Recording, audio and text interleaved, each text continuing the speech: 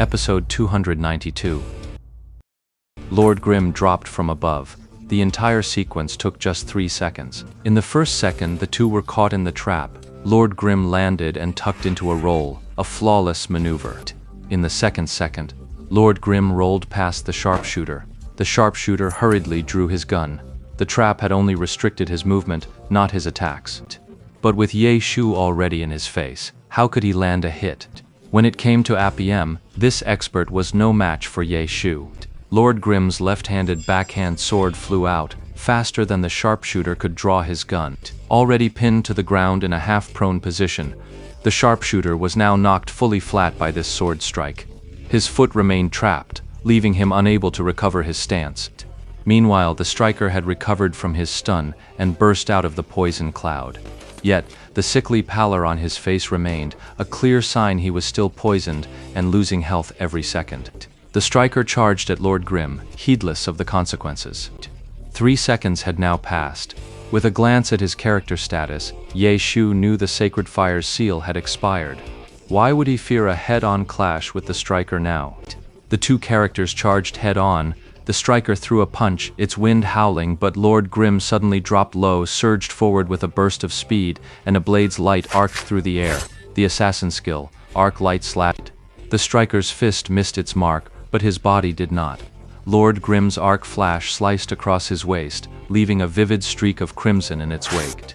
The striker whirled around, but his reflexes were no match for Ye Shu. As his body began to turn, his view was filled with two swords crossing behind him, scissoring at his neck like giant shears, ready to snip his head clean off. The twin swords flashed, then vanished with a sharp hiss. Blood sprayed from the striker's neck in a wide 180-degree arc. The sharpshooter saw such a spectacular spray of blood and thought it would be a travesty if the guy didn't just drop dead.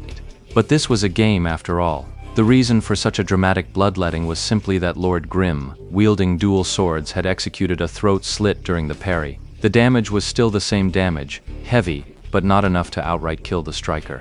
This sudden turn of events caught everyone off guard. The Blade Master had been guarding above, ready to stop Lord Grim from leaping away again. He never expected Lord Grim to have such a trick. 2 traps were already set below, guarding his back. And now, those traps proved their worth. The Blade Master leapt down in pursuit, but Lord Grim was already far ahead. Closer to him now was Jiang Yu's Elementalist. But as an Elementalist, Lan Ji was naturally unsuited for this kind of heavy lifting. Jiang Yu hoped for an order from Zhang Xinjie, but Zhang Xinjie remained silent, simply watching Lord Grim run away. Jiang Yu's face burned with humiliation, his heart unwilling to yield. He stubbornly lunged forward to intercept, staff held behind his back, yet he adopted the stance of the falling flower palm, thrusting a palm strike forward. This kind of maneuver was never Jiang Yu's strong suit, and he was facing the very progenitor of the battle mage class. He was the very picture of a novice trying to teach a master his own craft. If Ye Shu could be hit by that falling flower palm, then his decision to retire would have been a very wise one indeed. Lord Grim deftly changed direction, slipping past the force of the falling flower palm, an attack whose range even Jiang Yu himself didn't fully grasp. He rose with a small hop, his twin-bladed sword flipping upward, instantly sending Love to join the fun airborne. He used the assassin's launched skill, Jumping Blade. Lord Grim landed first, raised his twin-bladed sword, and brought it down in a slash that looked more like a push, sending Love to join the fun flying away. Swiveling his view, he saw the sharpshooter finally pulling his foot from the trap's mouth. The striker's gamble wasn't over yet, his body once more streaked with blood, a vivid garish mix of red and green. The Blade Master had just jumped down from over there, but he was still a good distance away. What about Yi Huayang? Ye Shu swung his view around again. The Yi Huayang, now controlled by someone else, was still standing in the same spot, barely having moved. Yet his perspective was also fixed on Lord Grim. Ye Shu chuckled and sent a message over. Ha! You almost had me. Just a little bit more, and you could have stopped me. Better luck next time. After sending the message, Lord Grim turned and left without a second thought. He had no intention of continuing to tangle with this team. With a master aiding their formation, if his hunch was right that the tactical design from a professional cleric had nearly caught him off guard, then the player controlling Ye Huayang was likely none other than Tyranny's Zhang Xinjie. Fortunately, the rest of his team weren't pro players, so their execution wasn't sharp enough. Otherwise, armed with only these twin-tail swords, breaking free from a six-man pro-level ambush would have been a much dicier proposition. Lord Grimm's figure vanished in moments. Zhang Yu and the others had a strong urge to give chase, but seeing Zhang Xinji's leaf unsheathed standing still, they had no choice. They could only control their own characters and gather at Leaf Unsheathed's side. No one had died this time, but the outcome fell far short of their expectations. The moment Lord Grimm was hit by sacred fire, everyone thought the outcome was sealed. They marveled inwardly with a true expert joining the fray. The difference was night and day. Yet 2 traps shattered the advantage gained by those 2 sacred fires.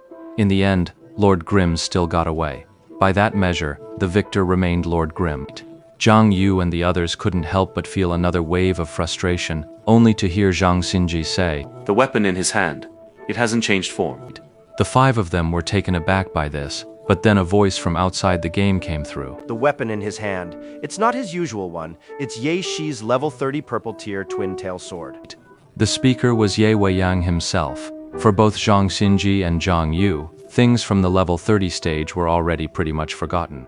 For his own class it was fine, but for other classes, he couldn't possibly recognize every piece of gear. Yet Ye Weiyang was a veteran of the new servers. Purple tier weapons were a big deal to him. No matter the class, he could basically spot one at a glance. Purple weapons. The group exchanged another round of bewildered glances. From the moment Lord Grimm appeared, charging up to dodge attacks, leaping into the air, being hit by sacred fire, landing to trigger a trap, and then escaping, the entire sequence hadn't even taken a full minute. Many details of the fight had yet to be processed by those in the thick of it, but Ye Weiyang, an outsider, saw them clearly. He stood behind Zhang Xinji, who had barely moved throughout the entire battle, issuing most of his instructions via private messages to individuals. His character constantly swiveled his view, observing every player in the battle. This was precisely the strategic oversight a cleric should possess. Ye Weiyang had only watched this less than a minute fight, yet already felt he'd learned a great deal. Zhang Xinji's entire practical operation had been just one sacred fire, but it was that one sacred fire that gave everyone hope of taking down Lord Grimm.